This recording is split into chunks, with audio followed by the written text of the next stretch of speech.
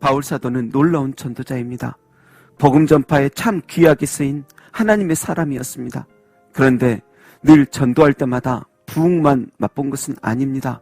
그가 고린도 지역에 전도하러 오기 바로 전에는 전도하다가 빌립보 감옥에 갇혔으며 베레아와 아덴에서도 추방이 되었습니다. 전도 중에 하늘 은총만 쏟아짐이 아니요, 이 땅에서의 말할 수 없는 핍박과 고난은 그치지가 않았습니다. 그러나 그럼에도 불구하고 바울은 전도하러 고린도에 서 있습니다. 와서 보니 또 십자가의 길을 걸을 것 같습니다. 우상 숭배가 너무 강한 곳은 심한 박해들이 있는데 이곳도 우상들로 가득합니다.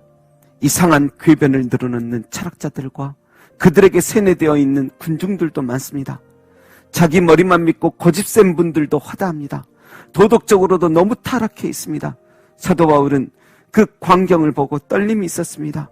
그래서 내가 너희 가운데 거할 때 약하고 두려워하고 심히 떨었노라고 고백합니다. 전도하러 왔지만 사실 자신도 약한 존재일 뿐입니다. 혹시라도 나 자신이 부족하고 어리석어 하나님의 뜻을 오해하여 잘못 전할까봐 두렵기도 하고, 그리고 쉽지 않을 듯합니다.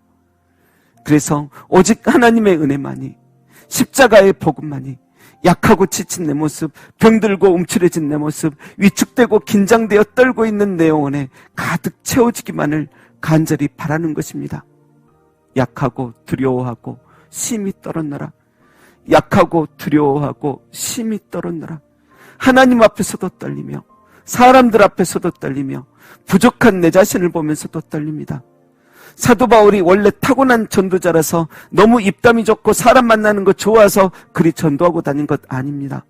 그는 글이나 편지로는 뛰어나도 입담은 그리 뛰어나지 않은 자였으며 사람들 만나기보다 조용히 하나님 앞에 서는 것을 더 좋아한 사람입니다.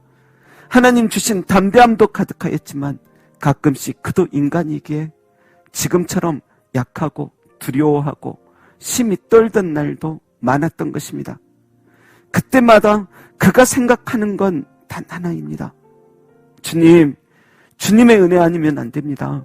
성령님의 역사하심이 없으면 전 아무것도 아닙니다. 저 약합니다. 두렵습니다. 떨립니다. 함께 해주세요. 함께 해주세요.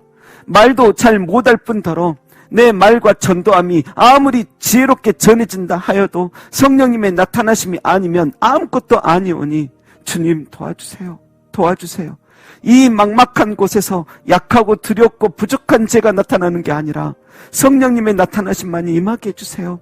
간절한 소망 담은 기도로 떨리는 것입니다.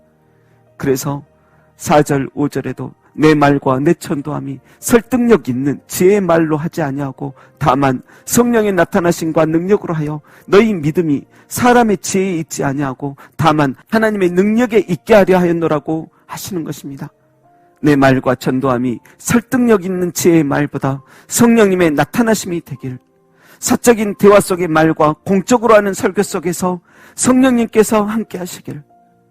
여러분, 성령의 나타나심은 병이 낫고 귀신이 떠나가는 현상 속에서만 있는 게 아니요, 그가 하나님을 경외하고 예수님께 더욱 가까이 나아가며 나도 부활의 증인이 되고 싶다는 마음을 가지게 하는 게 가장 강력한 성령의 나타나심입니다. 여러분, 우리 모두에게 성령님의 나타나심이 이루어지길 소망합니다. 그래서 하나님을 경외하고 그리스도 예수님을 더욱 믿고 의지하며 땅끝까지 이르러 증인되는 삶 살아가게 되시기를 소망합니다. 하지만 성령님의 나타나심이 약해지면 우리는 우리 자신만 드러내려 합니다. 예수 그리스도의 계시가 보여지지 않고 세상 헛된 것만 눈에 보이기 시작합니다. 여러분, 그럴 때 사도 바울처럼 연약함을 깨닫고 심히 떨리듯 간구하면서 하나님께 간구하시기 바랍니다. 예수 그리스도의 계시가 우리 가운데 보이게 해달라고 기도하시기 바랍니다. 계시라는 말은 감추어진 것이 보여지는 것을 뜻합니다. 만약 제가 부산 해운대에 살고 있습니다. 평생을 방 안에만 갇혀 있었고 방 안의 모든 창문엔 커튼과 창호지가 발라져 있어서 밖을 알 수가 없었습니다. 그게 전부인 줄로만 알고 살았습니다.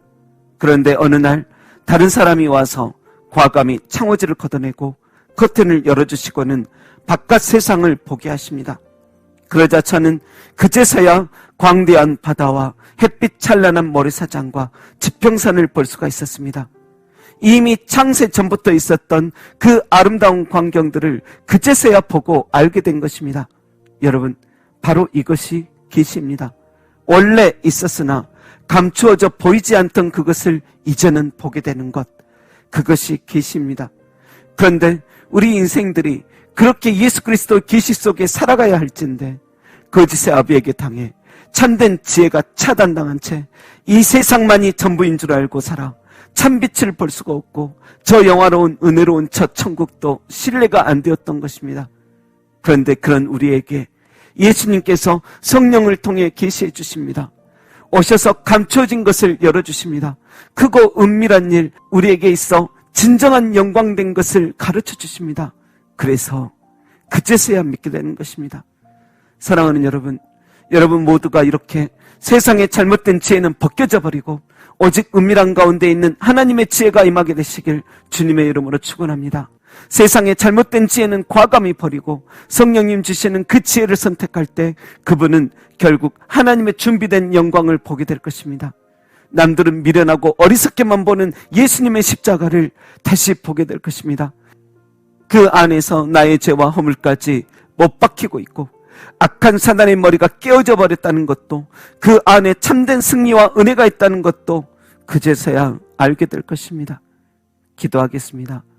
하나님 아버지, 이 세상만이 전부인 줄 알고 살아온 우리들에게 계시하여 주시니, 감추어진 것을 열어주시니 감사드립니다.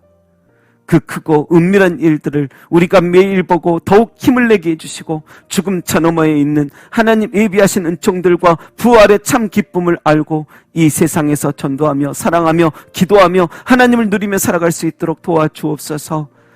감사드리며 부활의 주 예수 그리스도의 이름으로 기도합니다. 아멘.